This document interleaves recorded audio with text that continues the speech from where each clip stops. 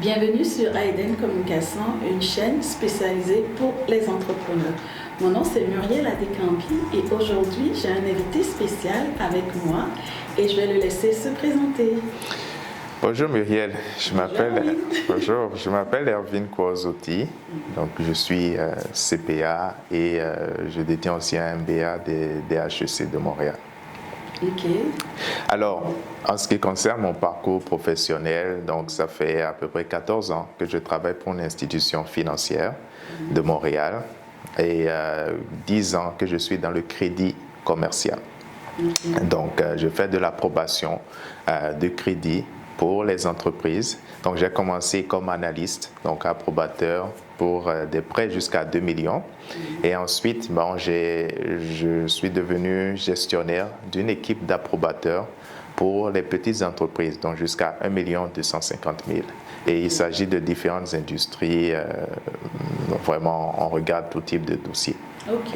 Et ça t'a pris à peu près combien d'années d'aller d'analyste à un poste de gestion? Donc, j'ai commencé comme analyste en 2015. Donc, ça m'a pris 6 ans pour aboutir à un poste de gestionnaire. Donc, j'étais analyste dans l'équipe de prêts commerciaux, donc jusqu'à 2 millions. Donc là, je suis gestionnaire pour les prêts pour petites entreprises, donc jusqu'à 1 250 000. Okay. Il s'agit d'une équipe d'une dizaine de personnes à peu près. Une dizaine, ok. Et tu me dis que ça t'a pris 6 ans en fait oui. pour avoir ta promotion, oui. dans le fond, puis occuper le poste que tu as actuellement. Oui. Et qu'est-ce que tu penses parce que l'objectif vraiment de cette entrevue, c'est de permettre à toute personne noire, que ce soit une personne immigrante, une personne née au Canada, de vraiment voir c'est quoi toutes les possibilités qui s'offrent à nous. Parce qu'en tant que Noirs, on a toujours cette impression qu'on est limité et qu'on devrait être limité dans nos ambitions. Puis, oui. Qu'est-ce que tu penses, qu'est-ce qui t'a permis d'arriver à ce poste de gestionnaire?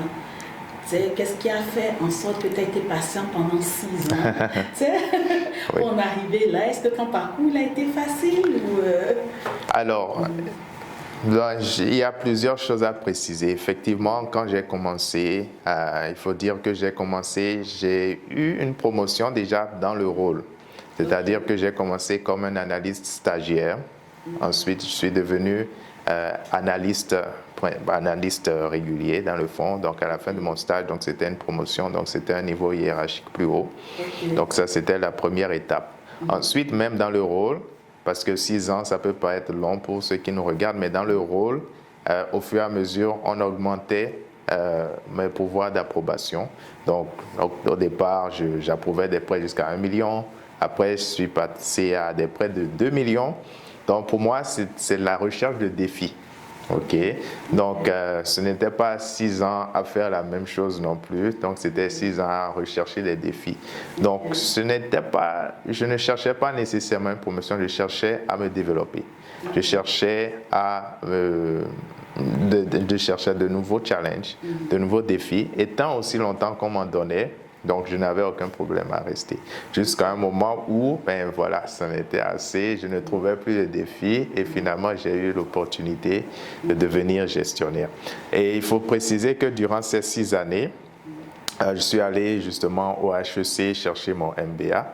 Donc, ça m'a permis aussi d'avoir des compétences de gestionnaire que j'ai pu faire valoir auprès de mon employeur pour lui dire, écoute, là maintenant, j'ai une maîtrise en poche, il faut des temps que je fasse autre chose. Donc, entre ma maîtrise et le moment où j'ai pu avoir le poste, il y a eu la pandémie aussi qui est passée par là, il ne faut pas l'oublier.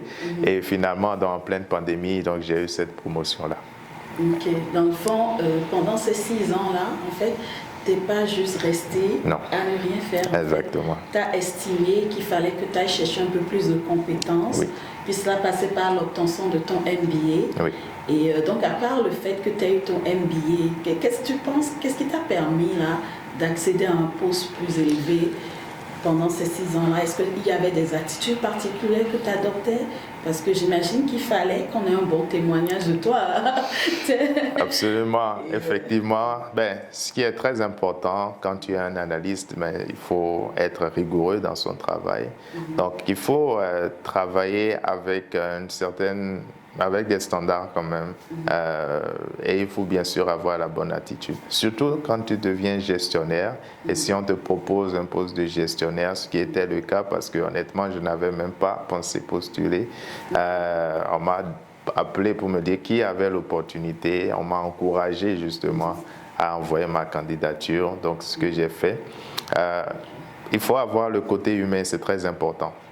Donc, c'est très important, avoir une bonne attitude et bien sûr avoir des compétences solides. Mais je te dirais, Muriel, que lorsqu'on a un poste de gestionnaire, c'est beaucoup les relations personnelles.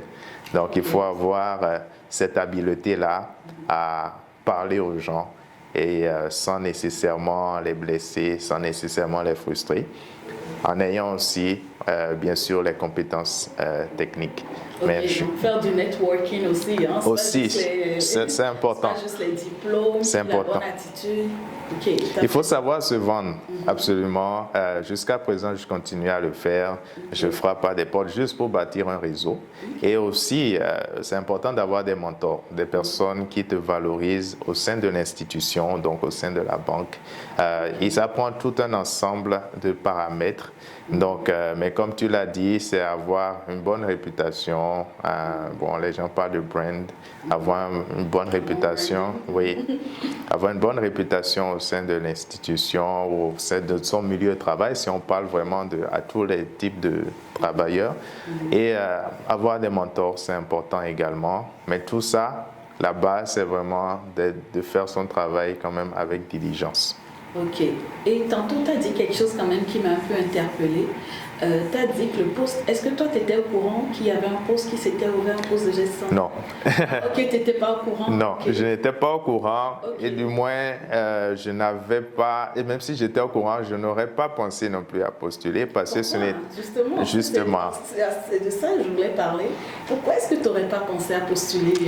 Parce que je me suis souvent vu comme un analyste. Okay. Voilà, et non comme un gestionnaire. Je me suis vu comme une personne qui, j'aime me plonger dans les chiffres, j'aime jouer avec les fichiers Excel et tout ça. Donc, je me suis dit, voilà, un peu, j'ai une vision un peu étriquée, donc restreinte. Et c'est mon gestionnaire qui a vu en moi le potentiel.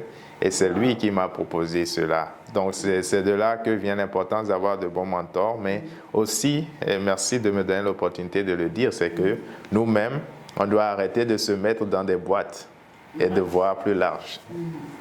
C'est pas évident à faire, mais grâce à tes gestionnaires, en fait, tu étais entouré de bonnes personnes qui ont vu un potentiel en toi. Absolument.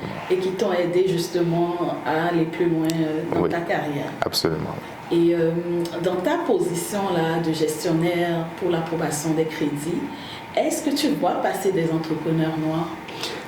Oui, j'en vois, mais proportionnellement, j'en vois pas beaucoup. Donc j'en vois, Combien de pourcentage, tu dirais à peu près? Je ne pourrais pas nécessairement donner un pourcentage parce que quand je reçois un dossier, je ne vois pas la personne, bien sûr, évidemment, mais donc il se peut qu'il y ait des personnes qui... Par contre, dans les commentaires, je peux savoir si la personne est de la communauté ou pas. Donc, je peux le savoir. Et effectivement, on a reçu très peu de demandes proportionnellement. Et une chose aussi qui me fait conclure qu'on en reçoit peu, c'est que dans l'institution où je travaille, il y a un programme justement pour les entrepreneurs noirs. Il y a un programme spécialisé pour les entrepreneurs noirs. Et justement, j'ai été mis en charge donc, de ce programme-là au niveau de l'approbation. Et j'ai reçu très peu de demandes. Donc c'est ce qui m'amène plutôt à conclure qu'il y a peu d'entrepreneurs noirs qui sollicitent du crédit, du moins là où je travaille. Est-ce que tu penses que ça pourrait être relié? Parce que nous, les personnes noires, on a un peu cette culture-là de ne pas vouloir emprunter. Parce que pour nous, tout de suite, c'est comme une grosse dette qu'il va falloir rembourser. Est-ce que tu penses que ce serait un fléau qui serait à la base de ça? Parce que l'opportunité d'avoir des prêts de 1 million, 2 millions pour ton entreprise, pourquoi tu penses que, est-ce qu'ils ne sont juste pas au courant ou est-ce qu'ils sont au courant, mais qu'est-ce que tu en penses de ça? Bon, c'est une bonne question. En fait, je pense qu'il y a plusieurs aspects. Il y a effectivement un côté culturel, je crois, où on se méfie beaucoup des institutions et parfois c'est à cause des expériences de notre entourage. Okay? Donc, les expériences de notre entourage nous ont parfois découragés parce qu'on connaît tous quelqu'un dont les biens ont été saisis par sa banque à un moment donné, une personne qui a fait faillite, une personne insolvable. Donc, il y a plusieurs éléments. Maintenant, la deuxième chose, c'est qu'on n'est pas souvent assez préparé. On n'est pas souvent assez préparé, ou je dirais même dans bien des cas, ou dans la plupart des cas, c'est un manque de préparation. C'est un manque de préparation, voilà. C'est que quand tu vas demander un prêt, c'est à peu près la même chose lorsque tu vas postuler pour un emploi. C'est que quelque part, on te prête de l'argent, mais tu te vends aussi quelque part. Donc, il faut être capable de bien vendre son projet, de le présenter. Il faut avoir quand même des chiffres qui sont précis, bien présentés. Et c'est de là que vient l'importance de faire affaire avec des experts, des professionnels, comme des CPA, d'avoir des notaires, des avocats qui travaillent avec nous. Maintenant, tout le monde n'est pas obligé d'aller jusque-là. C'est-à-dire que, dépendamment du montant que vous voulez demander, si vous voulez une simple carte de crédit de 10 000, vous n'avez pas besoin d'aller voir un CPA pour vos chiffres. Mais il faut quand même qu'il y ait de la rigueur dans votre présentation.